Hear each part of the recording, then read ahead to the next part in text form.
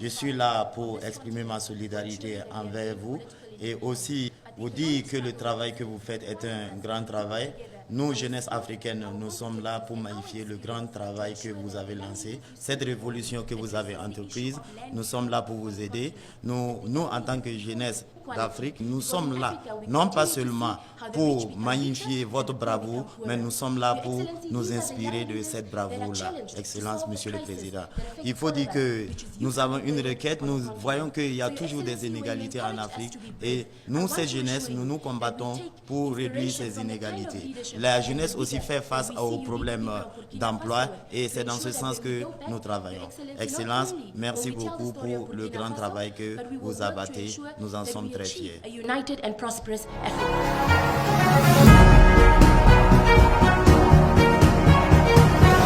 L'Assemblée de tous les pays d'Afrique ici, c'était un rêve. La jeunesse africaine qui peut se retrouver, se parler et parler des perspectives de l'avenir de notre continent. Je suis vraiment très content de vous voir et je peux vous dire que j'aime cette jeunesse-là qui a compris, qui se réveille et qui est en train de se réveiller. Notre mission est certes difficile, mais grâce à vous, la mission est en train de devenir de plus en plus facile. Il faut qu'on se parle pour se conscientiser, pour que chacun puisse éveiller les consciences de ceux-là qui sont en train de dormir toujours. Nous avons un défi et je pense que ce défi commence dans l'éducation d'abord. Beaucoup d'entre vous sont des leaders, des entrepreneurs, des leaders d'opinion dans leur pays. Il faut que vous arriviez à faire passer le message surtout aux plus petits et que nos systèmes éducatifs changent pour prendre en compte nos données réelles et éduquer les enfants pour de meilleurs citoyens de demain. Faites en sorte que des plus jeunes et aux anciens qui n'avaient pas compris, que les gens puissent comprendre le sens du combat que nous devons mener pour que l'Afrique puisse s'unir réellement. On nous a déculturés. Ils sont venus nous imposer une culture qui n'est pas nôtre. Et je pense qu'aujourd'hui, dans tous les horizons en Afrique, nous sommes en train de revenir à nos sources petit à petit.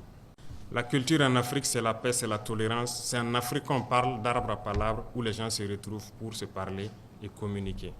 Et ils ont introduit les guerres en Afrique pour que nous ne puissions plus jamais nous asseoir, discuter, parler, réfléchir pour les perspectives de l'avenir. Mais aujourd'hui, voilà que cette journée, toute la jeunesse africaine se retrouve à Ouagadougou. Pendant des heures, vous allez pouvoir échanger et planifier quelque chose pour l'avenir. À partir de cet instant, chacun d'entre vous est un ambassadeur pour faire passer le message de la révolution, pour que la jeunesse se mette au travail, s'unisse et prennent leur destin en main. Il n'y a pas de problème sans solution tant que l'on peut s'asseoir et parler. Mais il y en a aussi des situations où nous sommes obligés de combattre pour ramener la dignité et l'intégrité. C'est ce combat que mènent aujourd'hui les Sahéliens contre le terrorisme international qui nous est imposé. Nous vous remercions tous pour le soutien constant envers nos pays dans cette lutte-là. Vous avez parlé des inégalités qui grandissent en Afrique entre les riches et les pauvres. Je suis parfaitement d'accord et nous combattons ça aussi. Les plus riches deviennent plus riches et les pauvres deviennent plus pauvres. C'est inacceptable. Parce que c'est un système qui a été créé dans la plupart de nos États pour que les plus riches soient ceux-là qui portent les dirigeants en faveur donc de ces impérialistes-là. Et les pauvres restent toujours pauvres. Et c'est ce que j'ai appelé la politique hitlérienne. Nous devons tous nous unir pour que ces inégalités cessent. Parce que dans cette union, il ne faudrait pas que l'intérêt personnel prime. Il faudrait voir d'abord l'intérêt collectif. Et c'est possible. Ici, au Burkina, nous sommes confrontés justement à beaucoup de problèmes dans ce combat, mais nous allons le mener.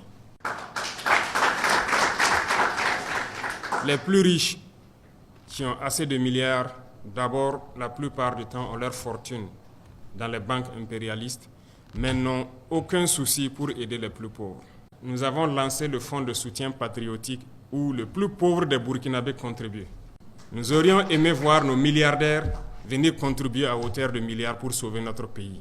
Mais ce n'est pas ce qui se passe. Et lorsque nous ne nous lançons pas dans la même logique de les donner tous les marchés de l'État, ils nous combattent. L'année dernière, quand j'ai échangé avec vous, je disais que j'avais vu des banquiers pour pouvoir mettre un mécanisme en place avec l'État pour financer les jeunes. Mais jusqu'à aujourd'hui, je n'ai rien vu. Nous avons été obligés à un moment donné de mettre en place très rapidement une banque du trésor et pour trouver les mécanismes pour soutenir les jeunes dans leurs entreprises.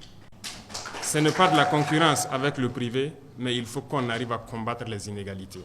Tant que les inégalités ne sont pas combattues, l'injustice règne, la pauvreté règne et l'insécurité va régner.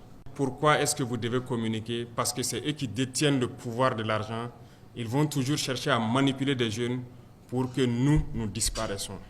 Et aujourd'hui en Afrique, la jeunesse commence à se battre contre les corruptions et certaines déviations de bonne gouvernance dans leur pays et nous les soutenons. Il faut que vous nous ameniez, nous dirigeants, à faire l'impossible pour vous.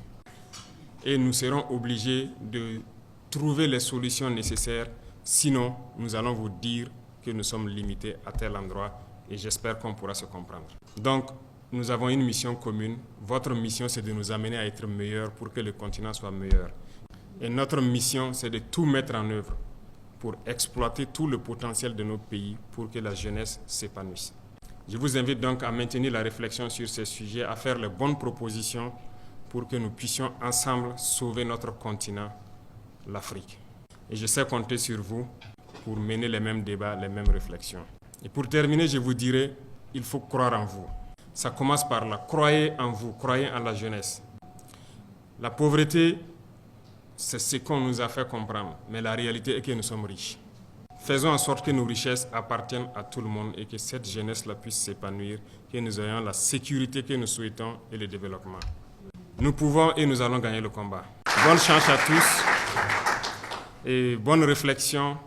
Et je vous souhaite donc bon retour à tout un chacun dans son pays et que le message que je vous ai donné en tant qu'ambassadeur puisse continuer à se perpétuer dans vos États respectifs. Merci beaucoup.